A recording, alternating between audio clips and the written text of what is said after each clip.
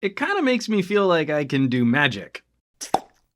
No, really. It's like I've got the world's worst superpower, but I'm so proud of me. I promise I'm not going to turn my channel into a toy channel, but I am really enjoying this trend where we can take sort of an old puzzle or game and just give it a fresh tech twist. This is the GoCube Edge. It's a Bluetooth connected Rubik's Cube, it's a speed cube, and it's done something for me which I thought was going to be impossible. The decades that I have spent living on this planet, I have never been able to finish a Rubik's Cube. And believe me, I've tried numerous times to figure out the Rubik's Cube. Even the dawn of shareable video and checking out people doing things like speed cubing on YouTube. As soon as I've had a physical cube in my hands and I'm trying to operate it and match what they're doing on video, my brain crimps and I've never been able to get past one completed side. Particularly galling because my little brother happens to be a pretty decent speed cuber. I think his fastest time is under 30 seconds. He's such a little jerk. GoCube has a battery, some pretty lights, lots of sensors, and Bluetooth 5 to pair with your phone, and it comes with a really pretty app. Not only does it track every movement on the cube, it also tracks the cube's orientation to help line up with the tutorials in the phone app. Makes it so much easier to figure out the patterns and algorithms to solve a Rubik's Cube. In only 3 days of semi-regular practice, GoCube has helped me accomplish something that on my own I have not been able to do for several decades. That was it. It only took me about 3 days to get a hang for all of the beginner algorithms, and I'm now starting to play with some of the more advanced modes and problem solving. But even with those beginner patterns, I went from not being able to solve a Rubik's Cube to being able to solve one in just under 2 minutes. The app is so well featured. This is the GoCube Edge, and it's got an extremely precise degree of tracking for when you're trying to solve the cube. Once you make it through the tutorial and you practice on some of the algorithms, you can fire up a timer which is super precise in tracking every single little movement of the cube and gives you a very precise time when you've finished the puzzle. I'm way past that danger stage of like peeling stickers off to try and put them back in a terrible order. And it's pretty infectious. As soon as my wife saw that I could solve a Rubik's Cube, she's never been able to do one, and she's starting to practice with the app too. Which means in a couple days, we'll probably be having speedrun showdowns who could solve a Rubik's Cube the fastest, and I only have like a 3-day head start. Battery life is fantastic. I charged it when I first got it, and I went through about 4 days of practice. Battery only dipped to around 40%.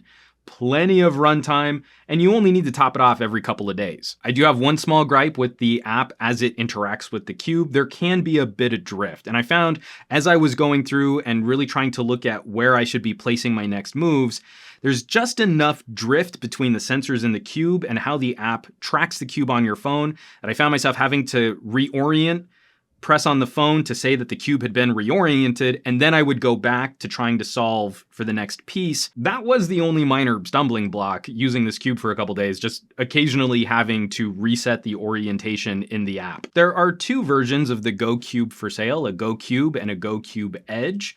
They sent me the GoCube Edge, which also has this really trick charging case, so you can plug the cable in and display your GoCube as it glows while it's charging. And then when you're using the cube, this can also act as a cell phone stand, so you can prop your phone up and see how you're doing with your speed timing. But that's where the GoCube gets a little bit tricky. A Rubik's Cube is a pretty well understood piece of gaming technology. We've had them around for a while, and they're pretty cheap. Even getting a decent speed cube is only usually around 10 bucks. The fully kitted out GoCube Edge with the stand and a little travel case is gonna run you $99.99. So you gotta weigh that against what you're really getting here. This is more than just a nice fluid speed cube. This is a full platform of games and activities. If you don't think it's likely that you'll play with the other things in the app, then I would recommend just going and getting a cheap speed cube and watching a couple YouTube videos and hopefully figuring your way through some of the algorithms and patterns. But if you're someone like me who's had a mental block on solving a Rubik's Cube and nothing else has worked,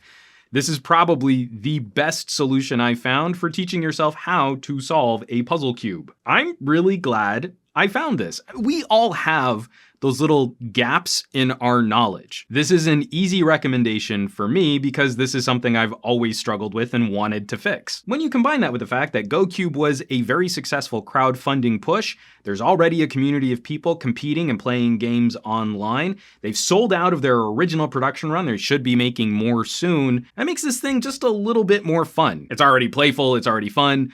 But I think it's exciting when there's a passionate group of developers that are already considering what else they can do with a toy that's been around for a long time. For me, this is right up there with other programmable gadgets, Lego Mindstorm, Spheros, things that on the surface seem like very basic and fun little toys, and then give you just a little bit more to dig into once you're getting comfortable with it. And this specific cube is gonna be getting a lot of action in my household. I'll of course leave some links down below this video where you can find more information on the GoCube, maybe shop one of these puppies online when more of them are in stock. As always, thanks so much for watching, for sharing these videos, subscribing to this channel. More than just nerding out on a fun new toy, we wanna see what else we can do with things that we might have taken for granted. And if you would like to help support the production of those conversations, there are links below, or you could consider joining the list of names currently scrolling by on your screen. A really fun community of like-minded tech pals, and a huge resource for me as I plan my future topics, reviews, and editorials, so I hope you'll check them out. They're good people. Now, you know where you can find me around the rest of the internet, at SomeGadgetGuy on the Twitters and the Twitch and the Facebook and the Instagram. And I will catch you all on the next review.